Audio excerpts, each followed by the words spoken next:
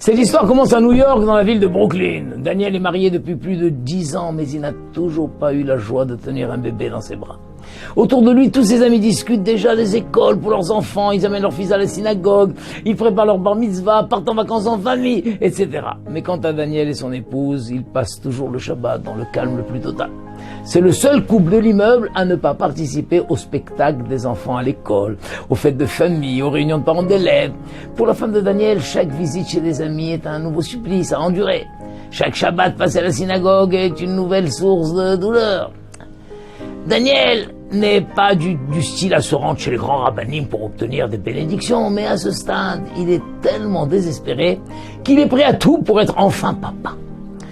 Un ami lui conseille d'aller voir Rabbi Israël Avraham Portugal, un rav très connu à Brooklyn qui a la réputation d'attirer toutes sortes de juifs à sa porte. Chacun pouvait pencher son cœur, recevoir des bénédictions et du réconfort.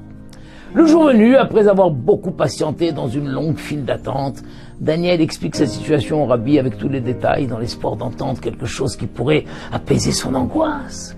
Le rabbi l'écoute attentivement, il fixe son regard sur lui et au lieu de le bénir, il déclare « Lorsque le conflit est présent, il n'y a pas de bénédiction ». Troublé, Daniel se dit que le rabbi a peut-être mal compris de quoi il s'agit et il lui répète brièvement son histoire. Après tout, il n'avait mentionné aucun conflit ni la moindre querelle. Mais une fois encore, le rabbi se contente de répéter la même phrase. Lorsque le conflit est présent, il n'y a pas de bénédiction. Confus et un peu déçu, Daniel ne trouve pas le sommeil cette nuit-là. Il passe des heures à marcher de long en large dans sa salle à manger, fouillant dans sa mémoire pour déterminer à quel conflit le rabbi pouvait bien faire allusion. Il n'est pas du genre à chercher les histoires, il s'entend bien avec sa femme et son entourage, et il ne se rappelle pas s'être disputé avec un voisin. Bref, ce conflit est un véritable mystère. Et puis tout d'un coup, on a un éclair. Le nom de Yitzhak Fishman lui revient à l'esprit et les souvenirs commencent à refaire surface. À l'époque, ils étaient tous les deux très populaires à l'école. Chacun était à la tête d'un groupe d'admirateurs qui les suivaient aveuglément. Mais évidemment, comme il ne peut pas y avoir deux rois pour une même couronne, Daniel et Yitzhak étaient des ennemis naturels qui se mettaient constamment des bâtons dans les roues.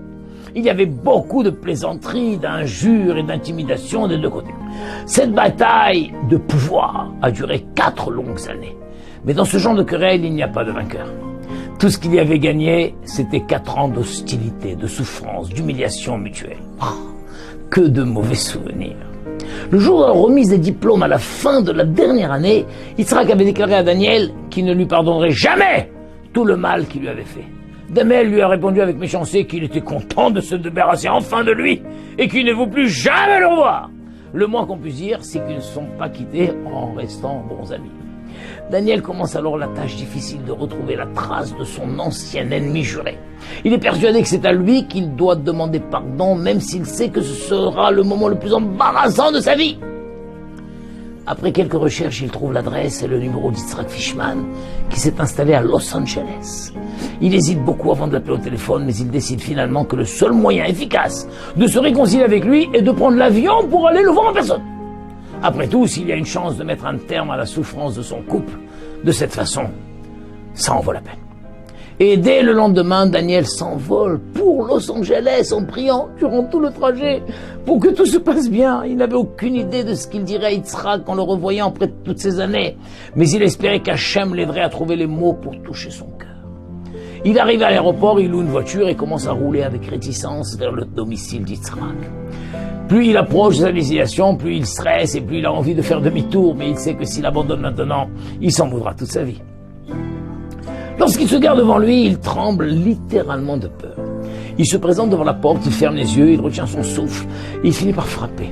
Il est tellement en panique qu'il en vient à espérer qu'Yitzhak n'est pas chez lui. Son cœur s'arrête presque de battre lorsqu'il entend « Qui est là ?» Daniel ne répond pas, il est terrifié. Puis la porte s'ouvre lentement et là, il n'a même pas le temps de dire quoi que ce soit qu'Yitzhak se met à hurler. « Qui t'a permis de venir chez moi ? Dégage tout de suite avant que j'appelle la police. Je ne veux plus jamais te voir ici. » Daniel répond difficilement. « Attends, s'il te plaît, laisse-moi t'expliquer. Je suis venu spécialement de New York pour te parler. » Mais Yitzhak ne veut rien entendre. « Je me fiche de savoir d'où tu viens. Je veux juste que tu sortes de ma vie. Je croyais avoir été assez clair il y a des années. » À ce moment-là, Daniel se met à genoux et ils font en larmes en disant « Je t'en supplie, accorde-moi juste quelques secondes ».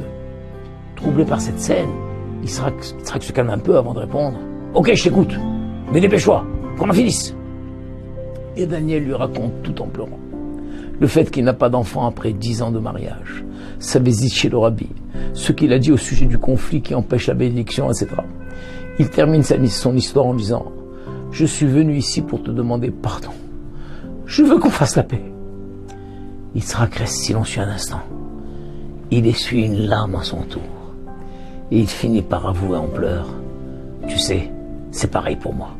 Je suis marié depuis plusieurs années et je n'ai toujours pas d'enfant. » Daniel reste bouche bée, il ne s'attendait pas à une telle révélation. Ça n'a pas été facile, mais Daniel et Yitzhak ont fini par se pardonner de bon cœur. Et 1 an plus tard, ils ont eu tous les deux le bonheur de célébrer la naissance de leur fils. Incroyable, mais vrai. Et oui, la discorde est la force la plus dangereuse du monde. Tant qu'on ne pardonne pas, elle a cette capacité de bloquer indéfiniment la bénédiction divine.